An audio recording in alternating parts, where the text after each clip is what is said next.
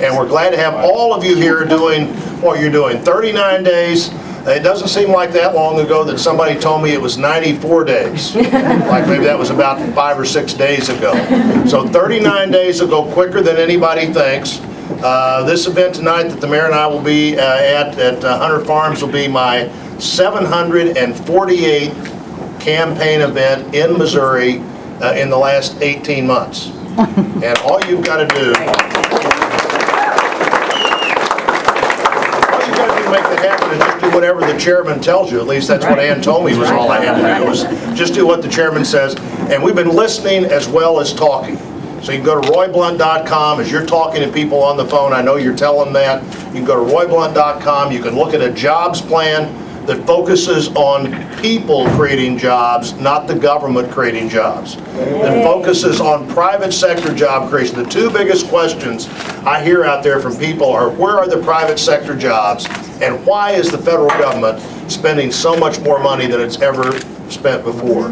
You can look at healthcare solutions and find the things that we could have done that a whole lot of the 72% of Missourians would have thought was a great thing, instead of 72% saying we don't want to be part of the plan. And Mayor, the day after we voted on that plan, they asked Robert Gibbs at the White House in the briefing room, what does it mean the first time ever hundreds of thousands of people voted anywhere in the country on this, your health care plan, and 72% of them said they didn't want to be part of it. And he said, it means nothing. That was his answer. It means nothing. Then the next day they asked Kerry Reed the same question, and he said, oh, it just means they don't understand it yet. And I think both of those were pretty strong indications of the problem in Washington right now. Either what we think doesn't matter, or we're not smart enough to think what we think in a way that would make it matter.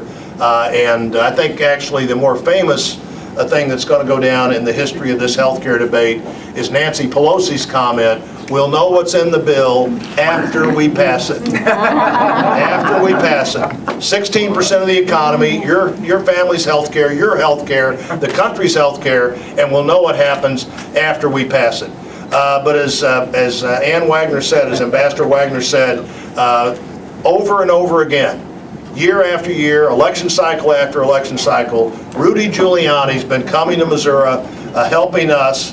And not only do they not chant Rudy when other people walk in, they don't chant anything when most other people walk in there. And it's great to have you here. Remember on 9/11/2001, the mayor of New York City, when he heard that there was an attack on the city, didn't run to the place, the command center, he ran to the side of the problem.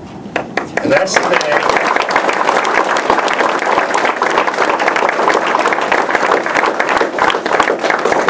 The day he began a process that within just a few days he clearly became America's mayor. There are a lot of great mayors in America. There are a few great mayors here today, but only one of them, when you say America's mayor, the American people know you're talking about Rudy Giuliani. And Rudy, thanks for being here to help us. It's great to have you here today.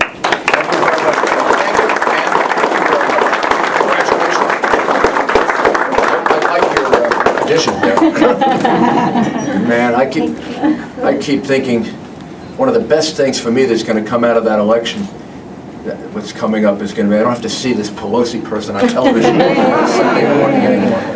But thank you very, very much for being here, for Roy and for the Republican Party.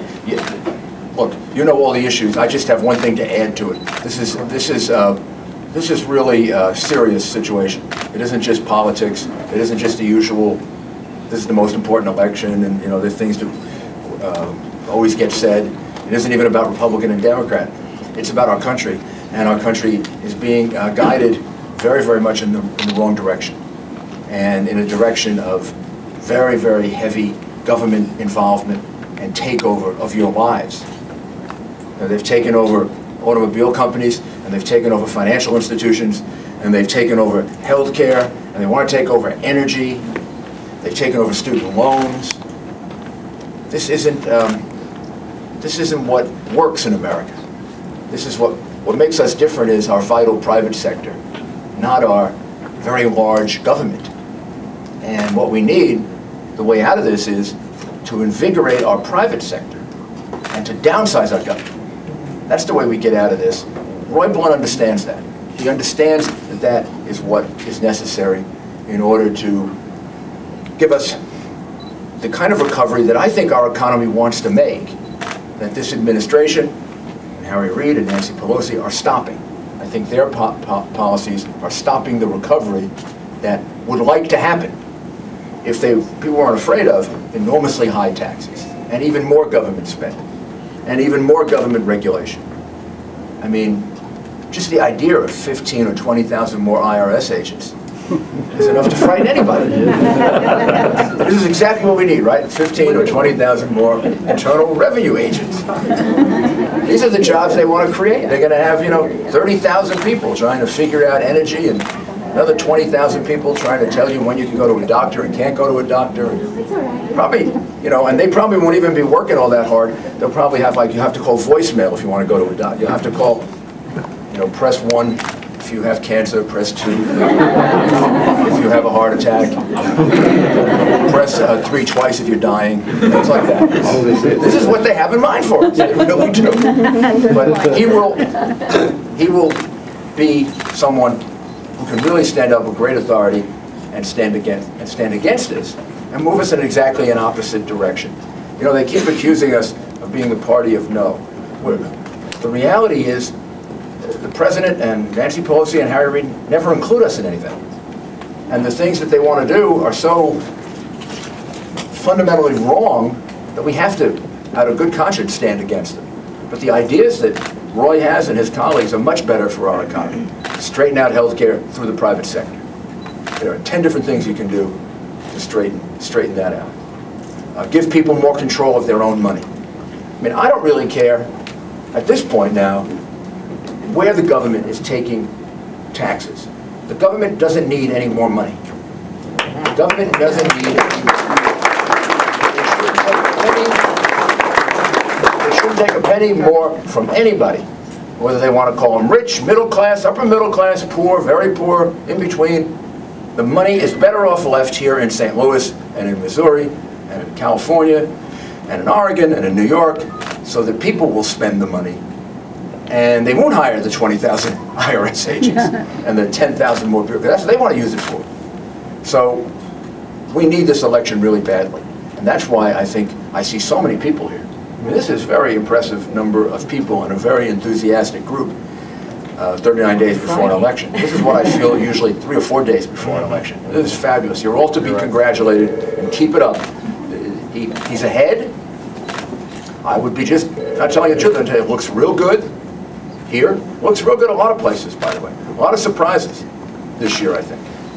But this looks good. But sometimes you can get fooled when things look good and you don't work hard enough. We can't make a mistake this time. So thank you very, very much. Thank you very much. Thank you all. I've worked hard. This is the only poll that counts is the one that's taken on Election Day. And remember that fight in Washington has been a fight between the Democrats and the Democrats. As we're talking to our friends all over Missouri, this agenda is too extreme for the Democrats in Washington. So believe me, it's way too extreme for a whole lot of Democrats in Missouri that you and I go to church with, see at school, see at work, run into over and over again at the grocery store. They are not where they've always been. And every one of us, matter of fact, some of us here, everyone starts to say everybody here knows somebody who's never been involved or interested in politics before, who is now fighting mad and waiting for Election Day. And a few of you fall into that category. And 4 of you raised your hands already. And I'm glad you're here. 39 days. Let's make it happen. Thanks for all you're doing. Back to the phones. How's that?